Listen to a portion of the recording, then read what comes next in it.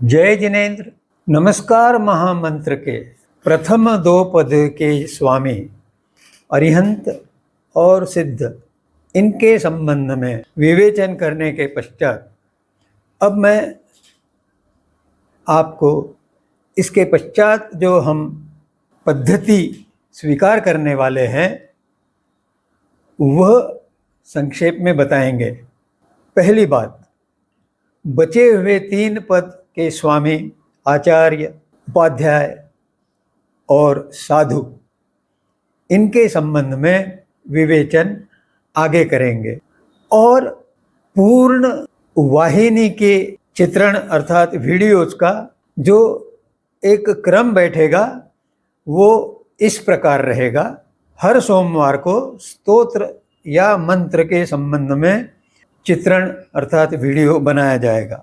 हर मंगलवार के दिन अरिहंत दर्शन जो वैज्ञानिक है इसके संबंध में वीडियोज प्रस्तुत किए जाएंगे, जिससे सामान्य व्यक्ति के लिए अरिहंत दर्शन या जैन दर्शन का भली भांति परिचय हो जाए और वह अपने जीवन में उस दर्शन का अनुसरण पालन करने के लिए सहज प्रयास कर सके, यह मेरा उद्दिष्ट है।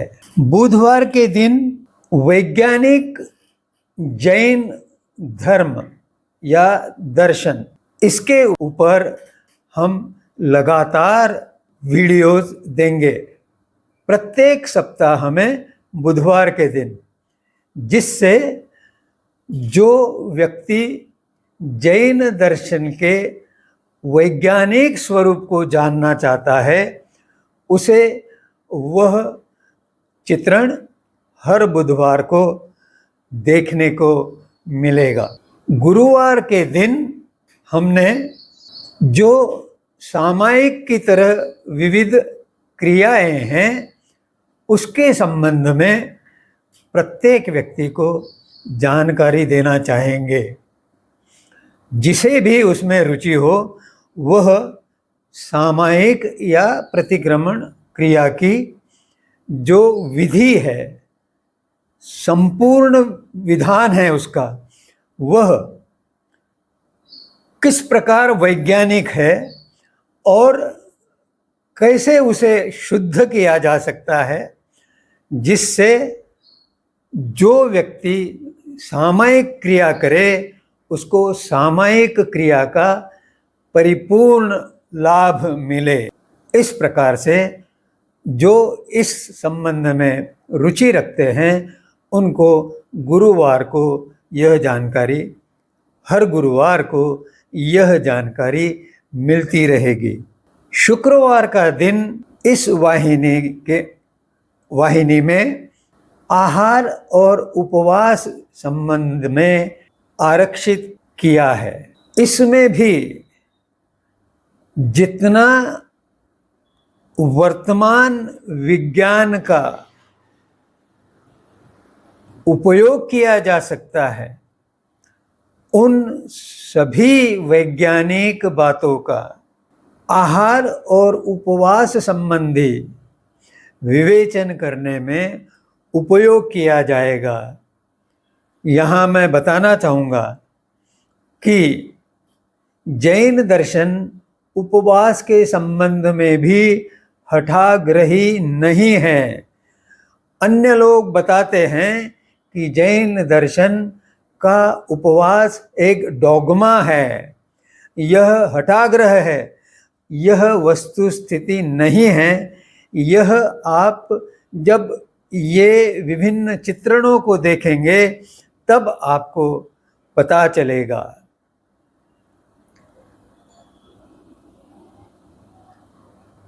शनिवार के दिन मैं एक नई प्रणाली को परिचय करवाना चाहता हूँ। यह प्रणाली प्रत्येक घर में और उस घर में रहे प्रत्येक व्यक्ति के लिए प्रेरणात्मक कथाओं से ओतप्रोत रहेगा। हर शनिवार को एक कथा बताई जाएगी और उसका उपयोग कैसे किया जाएगा, उसमें कौन कौन सम्मिलित हो सकते हैं, इस प्रकार का विवेचन रहेगा। और इसमें कौन कौन ज्ञान पा सकता है यह भी बताया जाएगा। उदाहरण के लिए 5 साल से 8 साल तक के बालक इसमें अपने स्कूल के संबंध में भी, पाठशाला के पाठ्यक्रम के संबंध में भी कुछ जानकारी प्राप्त कर पाएंगे। और इस प्रकार वृद्ध लोग जो है, परिवार में जो वृद्ध लोग हैं, वे भी इस चित्रणों के समूह से उनके लिए भी ज्ञान प्राप्त हो सकेगा। और अंत में रविवार इसलिए आरक्षित रखा है कि जिसमें इस वाहिनी के जो दर्शक प्रेक्षक है वे अपने मन में उठे हुए प्रश्नों के उत्तर पा सके, अपने कुतूहल से निर्माण जिज्ञासा का समाधान पा सके। अभ्यास करते समय मस्तिष्क में उत्पन्न शंका, संदेह, इनका भी निराकरण कर सके।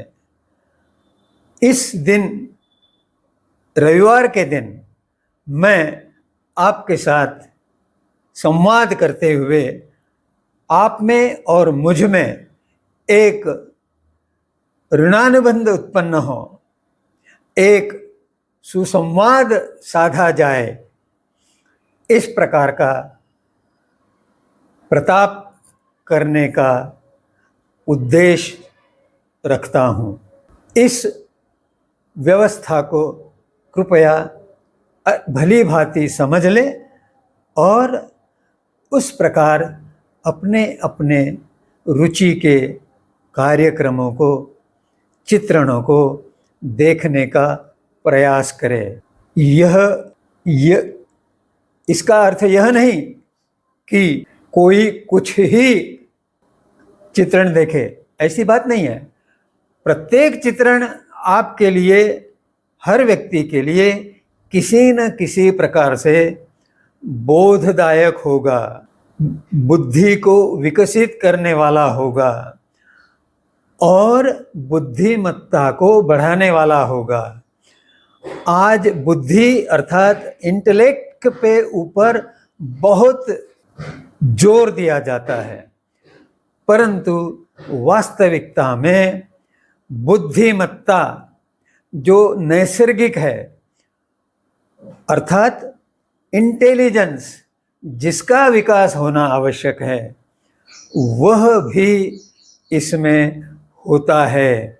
इसलिए आप सभी को नम्र निवेदन है कि आप अपने रुचि के चित्रण तो देखे ही, परंतु अन्य चित्रणों में भी रुचि बढ़ाने का प्रयास करें।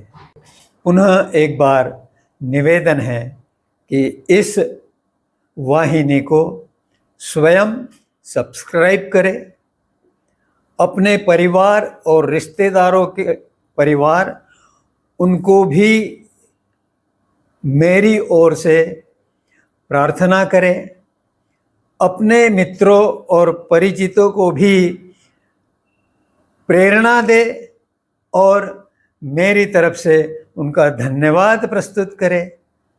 और कोई परिचित हो जाता है तो उसे भी इस वाहिनी से जोड़ने का उपकार करें, सहयोग करें। जय जिनेंद्र।